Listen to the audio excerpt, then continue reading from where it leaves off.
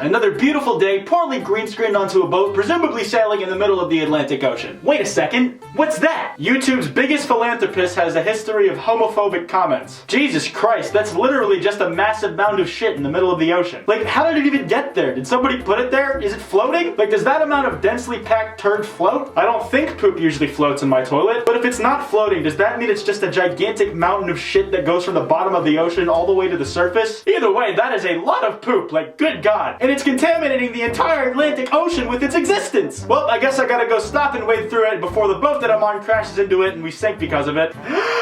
So recently, over the weekend, an article with the title, "YouTube's Biggest Philanthropist Has a History of Homophobic Comments," popped up on a publication called The Atlantic, written by Taylor Lawrence, with MrBeast has gone viral by giving away hundreds of thousands of dollars, but he has previously used slurs and made offensive jokes as the little tagline under the title. Now, for any of you who don't know who MrBeast is, he's a YouTuber with around 5 million subscribers. He's kinda up and coming, and he is my personal nomination to be adapted as a DLC character for the dating sim Dream Daddy. Get on it, Game Grumps. MrBeast is well known for kind of what this article implies, not the homophobe part, just so we're clear, but for being a philanthropist and giving away a shit ton of money to people, and also repeatedly going viral because of it. I gave $500,000 to random people, 2.6 million views. I donated $40,000 to a random Fortnite Twitch streamer, 4.2 million views. Those are some big numbers. He also has other viral videos where he does slightly more benign, but in my opinion, no less entertaining things. Pulling cars over using a toy police car. How many rubber bands does it take to snap a safe? How many toy cars does it take to pull a real car? I flew using only balloons and leaf blowers. Wholesome, family-friendly content. And like I said, his channel is basically known for making this kind of stuff pretty much every single time he uploads a video. Either doing things that are really over the fucking top and stupid fun to watch, or just generally nice and relatively selfless things. So when you see an article with a title that implies that MrBeast hates the gays, and if the article ended up being true, it would probably mean that MrBeast would be on the same page as that chick who made Jilly Juice, and claims that it can cure the gay. You say that this will reverse homosexuality? Yes. Life is procreation. Life is also protection, vibrancy, health, productivity, energy. And if you have nothing of those and you happen to be homosexual, then you might as well just do this and see what it does to you. That is just outrageous.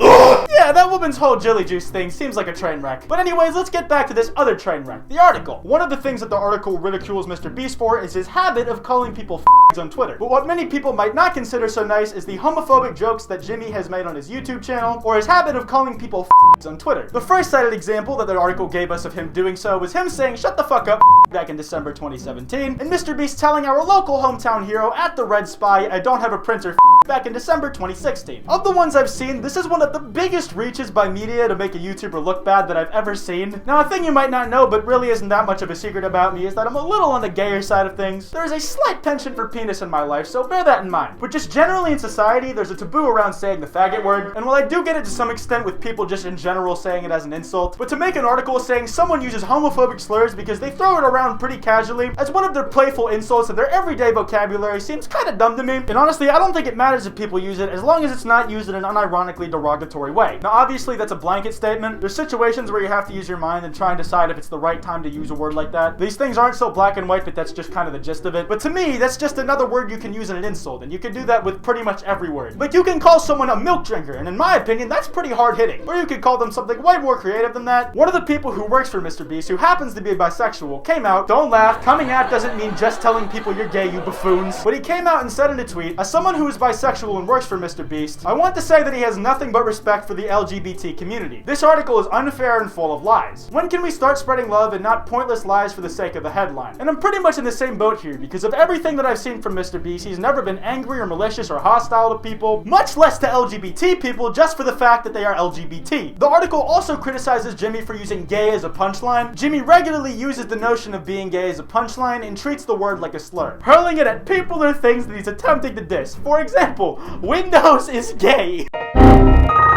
I gotta be honest with the author of this less than fine piece for a second, Miss Taylor Lawrence. I gotta ask, where have you been for the last decade? Over time, calling something gay has gone from an actual thing that straight boys will do to affirm their masculinity to a term that literally everybody uses, including those same straight boys, to describe literally anything. Like, say you see a cis straight male and female normal couple kind of thing, they're just being cute or romantic with each other, that shit's gay, bro. Anything remotely romantic, regardless of what orientation it's about, that's fucking gay. Windows, gay. Apple, gay. Kwite, gay. Wild Spartans, fat. G Fuel, more like gay fuel. I chose the rainbow sherbet flavor because it has rainbow in the title. I thought it was fitting because we're talking about LGBT stuff. But you didn't care about that detail, did you? Do you see what I'm getting at here, though? The way we use the term gay to describe things that aren't directly related to actually being gay has changed. Gay might be used in a negative way without there being a negative connotation intended with the word. Somebody might call something gay, but if they do that, it's probably to denote that whatever they're upset about probably isn't actually that serious. Because I like to imagine that most people in America know that being gay isn't a bad thing. So when someone uses gay as an adjective to describe something that they're unhappy with, everyone gets what they mean when they use that word. That it's probably, at least in part, a joke, or it's meant to be lighthearted, not serious. Now, there was another line in the article that caught my eye, but homophobia runs deep in the YouTube community, and Jimmy is not the first to be called out for making homophobic statements. The British YouTube powerhouse Zoella was forced to apologize back in November for mocking gay men on Twitter. Early last summer, the YouTuber Jack Jones had to apologize for a homophobic outburst. Jake and Logan Paul have also come under fire in the past for making homophobic statements on Twitter. So when I saw the homophobia runs deep in the YouTube community part of that sentence, I had to ask,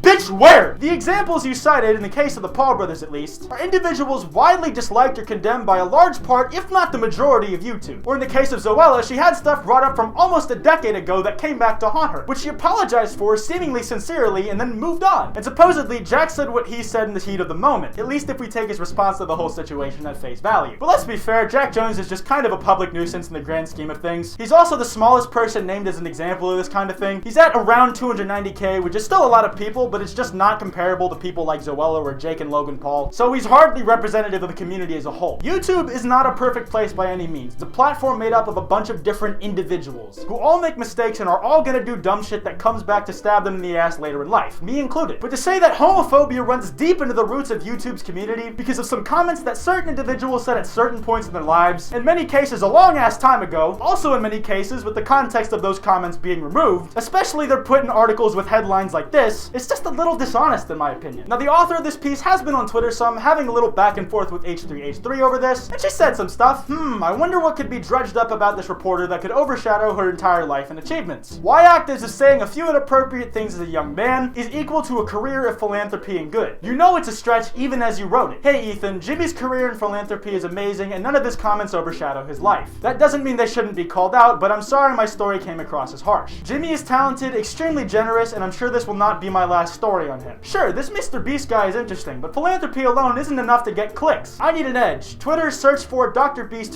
3 results found. Got him! He's also a homophobe! I don't think Jimmy is a homophobe. I don't think anybody should use slurs in that way. But I know everyone makes mistakes, and I don't think Jimmy is a bad person. I'm sorry that the point wasn't made with more nuance in my story. I can assure you I take your criticism to heart. You know what's the worst part of your article? You on one hand celebrate his philanthropy, while on the other hand paint him as an unsavory bigot. That's the kind of reporting that makes sponsors drop people. If this affects his sponsors, he can no longer do philanthropy. Yeah, pretty much that. Taylor's intentions with this article seem to be scattered at best when compared to how the article is written and what kind of effects that writing would elicit. Even if you don't think someone is a homophobe, putting that they have a history of homophobic comments in the headline, that can have some pretty similar consequences to if you just straight up called them a homophobe. Taylor Lawrence said she'll talk to her boss about potentially going on Drama Alert with MrBeast, so if that happens, we'll see what can be learned from that. But honestly, this whole article is just really dumb in my personal opinion, just blowing stuff out of proportion that could have potentially had an effect on Jimmy's career. And it very well might have if there wasn't such a public backlash against this article. Anyways, I'm gonna wrap this video up here. If you guys enjoyed, be sure to drop a like, and if you're new, subscribe. If you guys have any thoughts on this, think I missed anything, think I got anything wrong, be sure to leave that in the comments below. I just want to give a quick thank you to anybody who bought the Venus Kwite Trap merch while it was being sold. So I didn't have the exact sales stats until I was editing this video, but altogether we sold 198 shirts and hoodies and managed to raise $2,529 for the American Foundation for Suicide Prevention. I want to thank @GoreYouth or Pikaday for creating such a great design, my friend Snowy and his clothing line for doing this collab with me, but most importantly, I want to thank anybody who bought some of the merch.